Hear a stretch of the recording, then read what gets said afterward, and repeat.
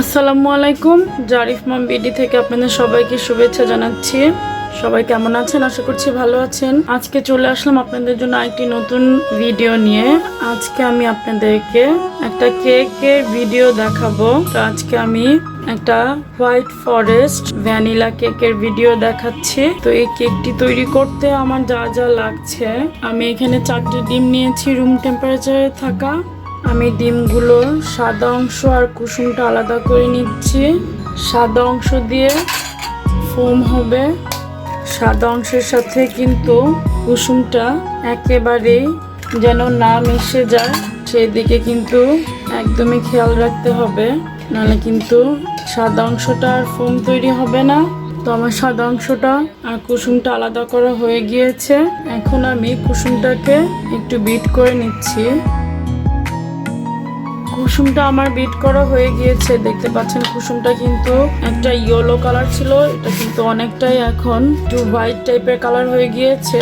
এখন আমি এটাকে এক সাইডে সরিয়ে রাখছি। এখন আমি সাদা অংশটা বিট করব। তো আমি আজকে 3 পাউন্ডের একটা কেক তৈরি করব। 4টা ডিম নিয়েছি, এখানে 4টা ডিমের সাদা অংশ আছে। তো আমি সাদা অংশটা 1 মিনিট বিট করে নিলাম। এখন এখানে হাফ চামচ লবণ দিয়ে দিচ্ছি। 1 মিনিট বিট করে নেওয়ার পরে আমি এখানে পাউডার সুগার দিয়ে দিব 1 কাপ। পুরোটা একসাথে দিব না, অল্প অল্প করে দিচ্ছি আমি। পাউডার সুগার হচ্ছে নর্মাল চিনিটাকে আমি ব্লেন্ডারে এটাকে গুঁড়া করে নিয়েছি, এটাকে পাউডার সুগার বলা হয়। আমি অল্প অল্প করে দিয়ে নিচ্ছি। অল্প অল্প করে দিতে থাকবো আর বিট করতে থাকবো। এভাবে আমার 4 থেকে 5 মিনিট লাগবে ফুল ফোমটা তৈরি করতে। তো আমি বিট করে নিচ্ছি। আমি 1 কাপ চিনি, মেজারমেন্ট কাপের অথবা যে কোনো চায়ের কাপে হলেও চলবে, 1 কাপ চিনি দিয়ে দেখতে পাচ্ছেন এটা বিট করে নিয়েছি 4 থেকে 5 মিনিট। তো এটা আমার তৈরি হয়ে গিয়েছে মেরেঙ্গেটা। তো আমি এখানে আরো হাফ কাপ, এই কাপের আরো হাফ কাপ সুগার ইউজ করব। আমি আজকে এই কাপেরই 1.5 কাপ ময়দা ইউজ করব, সেজন্য আমি সুগারটা 1.5 কাপ থেকে কিছুটা কম, এই হাফ কাপ থেকে এর অর্ধেক সুগার ইউজ করব। যেহেতু এটা স্পঞ্জ কেক, এক্ষেত্রে কিন্তু চিনিটা একটু কম ইউজ করতে হয়। এখানে আমি হাফ কাপের চেয়ে কিছু একটু কম পাউডার সুগার নিয়ে নিয়েছি। এটা এখন এখানে আস্তে আস্তে মিশিয়ে দেখতে পাচ্ছেন আমার এটা কিন্তু অনেকটাই হয়ে এসেছে। যখন এই বাটিটা আমি এভাবে উল্টিয়ে নিলে এটা একদমই নড়বে না, পড়বে না, তখনই কিন্তু এটা একটা পারফেক্ট মেরাঙের পর্যায়ে চলে আসবে। তো এটাকে আমি এখন আরো 2 মিনিট বিট করে নিচ্ছি। আমার যে মেরাংটা সেটা কিন্তু কমপ্লিট হয়ে গেছে 5 মিনিট বিট করার পরে।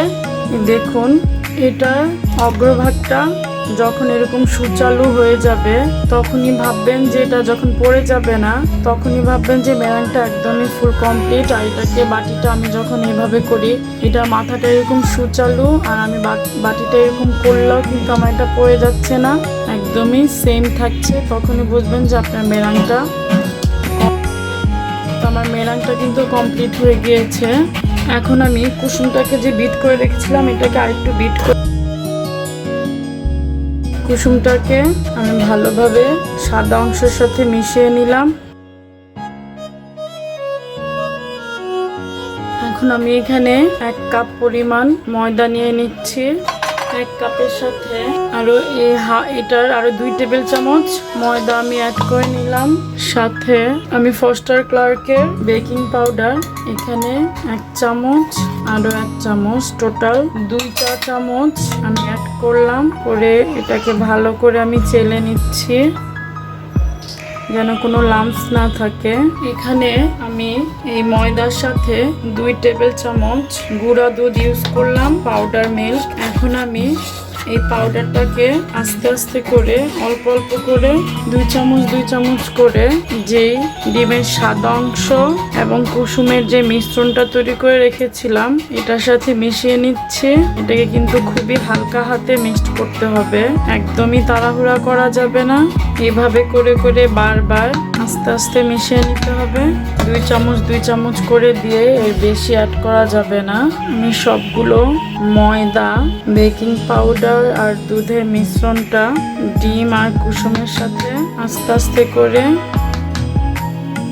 মিশিয়ে নিলাম। তো এখনই কিন্তু আমার ব্যাটারটা কিন্তু ফুল কমপ্লিট হয়নি, এটা আর একটা ধাপ বাকি আছে। এটা দেখতে পাচ্ছেন একটু ঘন হয়েছে। এখন আমার বাকি যে স্টেপটা আছে সেটা আমি করে নিচ্ছি। এখন এখানে আমি হাফ কাপ দুধ নিয়ে নিয়েছি আর এখানে হাফ কাপ খাবার যে তেল, আমরা রান্নায় যে সয়াবিন তেলটা ইউজ করি সেই তেলটাই আরো হাফ কাপ নিয়ে নিচ্ছি। এখানে আমি হাফ কাপ তেল এবং হাফ কাপ দুধ নিয়ে ভালোভাবে মিক্সড করে নিচ্ছি। এটার সাথে আমি এখান থেকে একটু ব্যাটার নিয়ে নিচ্ছি, ভালোভাবে মিশিয়ে নিচ্ছি।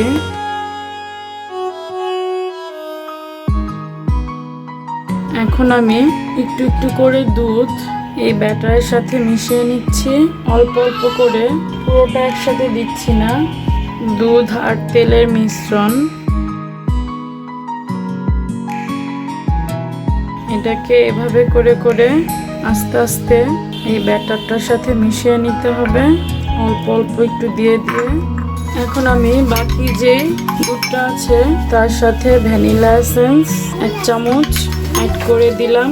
আমি এখানে চেরির ভ্যানিলা এসেন্সটা ইউজ করেছি। যদি পারেন এই এসেন্সটা ইউজ করার চেষ্টা করবেন, এটা কিন্তু অনেক ভালো একটা স্মেল, একটা ভালো ফ্লেভার আসে। তো আমি এখন ভালোভাবে পুরোটা ব্যাটার মিশিয়ে নিলাম। তো আমার ব্যাটারটা কমপ্লিট।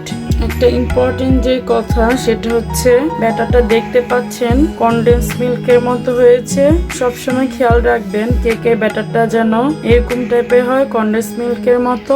নাহলে বেশি হার্ড হলেও কেকটা কিন্তু বেশি হার্ড হয়ে যাবে, আবার সফট হলেও কেকটা ঠিক মতো হবে না। তো এই জিনিসটা অবশ্যই খেয়াল রাখবেন। তো এখন আমি যে মোল্ডে কেকটা ঢালবো সেটাকে রেডি করে নিচ্ছি। তো আমি এই মোল্ডটাতে 4 কোনা এই ট্রেটাতে আজকে আমি কেকটা বেক করব। আর আমি চুলায় কেকটাকে বেক করব, সেজন্য একটা হাঁড়ি আগে থেকে চুলায় চাপিয়ে রেখেছি। আমি ব্যাটারটা ঢেলে নিচ্ছি। আমি এটাকে একটু প্রেস করে নিচ্ছি, তাহলে কোনো বাবল থাকলে এটা কিন্তু ভিতরে যে বাবলগুলি থাকে সেগুলো কিন্তু বের হয়ে আসবে। তো এখন আমি কেকটাকে বেক করতে দিয়ে দিচ্ছি। কেকটাকে আমি চুলায় এই পাতিলটা আগে থেকেই প্রিহিট করে রেখেছিলাম 10 মিনিট, এখানে বেক করতে দিয়ে দিলাম। এখন ঢাকনা দিয়ে দিব। আর চুলার ফ্লেমটা কোন পর্যায়ে আছে আমি আপনাদেরকে দেখিয়ে দিচ্ছি। একদম লো ফ্লেমে আছে, একদম হাইস্ট লো যেটাকে বলে। এখন আমি একটা ঢাকনা দিয়ে এটাকে ঢেকে দিয়ে 35 থেকে 40 মিনিট পর্যন্ত ওয়েট করব। কেকটা বেক হতে হতে আমি কেকটা ডেকোরেটিং করার জন্য যে ক্রিমটা লাগবে বা ফ্রস্টিংটা সেটা আমি রেডি করে নিচ্ছি। তো আমি এখানে ভিভো হুইপ ক্রিমটা ইউজ করছি। আমি এখানে 1 কাপ পরিমাণ ভিভো ক্রিম নিয়ে নিচ্ছি। টোটাল এখানে আমি 1 কাপ হুইপ ক্রিম নিয়ে এখন এটাকে আমি বিট করে নিচ্ছি। এটা কিন্তু নর্মাল ফ্রিজেই রেখেছিলাম।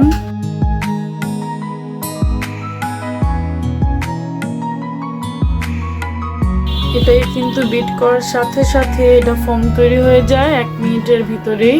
এখানে এখন আমি টেবিল চামচ পাউডার সুগার দিয়ে দিলাম, আরো 1 চামচ, উঁচা উঁচা 2 চামচ দিয়ে দিলাম। এখন আবার আমি বিট করে নিচ্ছি।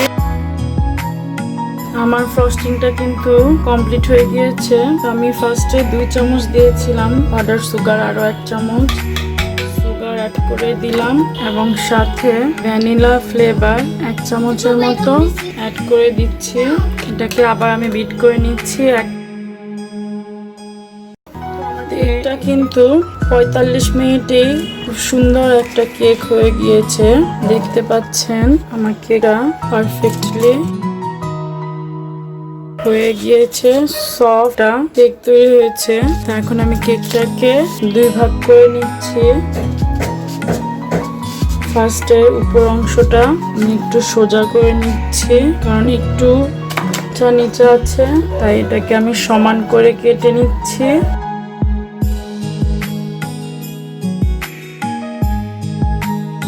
তো আমি এখন কেকটাকে 2 ভাগ করে নিচ্ছি সমান করে।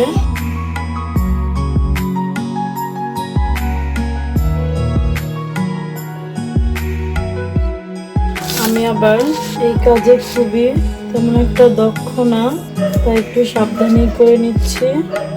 আমার কেকটা এখন 2 ভাগ করা হয়ে গিয়েছে।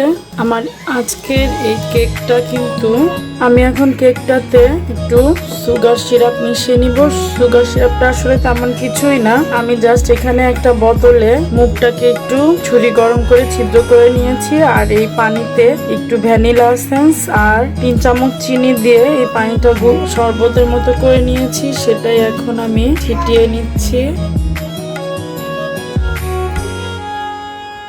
এটা দিলে কেকটা একটু সফট হয়, সেই জন্যই মেইনলি সুগার সিরাপটা দেওয়া হয়, এটা যেন একটু সফট থাকে। তখন সুগার সিরাপ দেওয়া কমপ্লিট। সুগার সিরাপটা মেইনলি দেওয়া হয় কেকটা যেন একটু সফট থাকে, সেজন্য এখন আমি যে ক্রিমটা তৈরি করে রেখেছিলাম সেটা কেকের উপরে দিয়ে দিচ্ছি। আমার আজকের এই কেকটা 3 পাউন্ডের একটা কেক। আমার মোলটা ছিল 8.5 ইঞ্চি থেকে 9 ইঞ্চি সাইজে, তাই আমার কেকটা 3 পাউন্ডের একটা কেক তৈরি হবে। এভাবে করে দিয়ে নিলে খুব ইজিলি এটাকে লাগিয়ে নেওয়া যায়। আমি কেকটা বিছিয়ে নিলাম, বাকি ক্রিমটা আমি পুরো বিছিয়ে দিচ্ছি। আমি পুরাটা লাগিয়ে নিচ্ছি, সাইডেও লাগিয়ে নিচ্ছি, এটাকে আমি ভালোভাবে লাগিয়ে নিচ্ছি। আমি জাস্ট কেকটাকে সেট করে নিচ্ছি।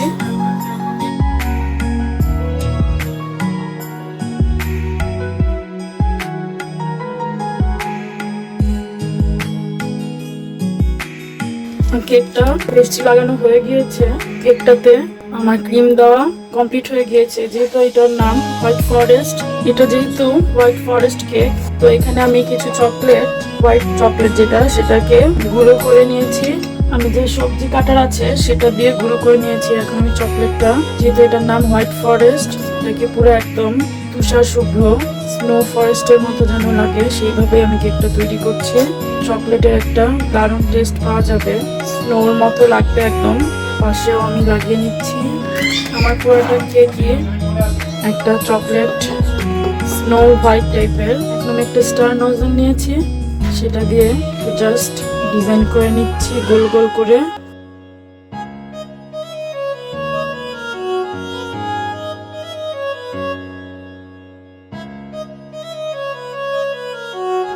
আমি আরেকটা লেয়ার দিয়ে নিচ্ছি, চকলেট যেহেতু উপরে দেওয়া আছে। আমার কেকটা কমপ্লিট হয়ে গিয়েছে, জাস্ট উপর দিয়ে আমি একটু অল্প কয়েকটা স্প্রিঙ্কেল ছিটিয়ে দিচ্ছি। তো আমার কেকটা ফুল কমপ্লিট হয়ে গিয়েছে, আশা করছি আপনাদের ভালো লাগবে।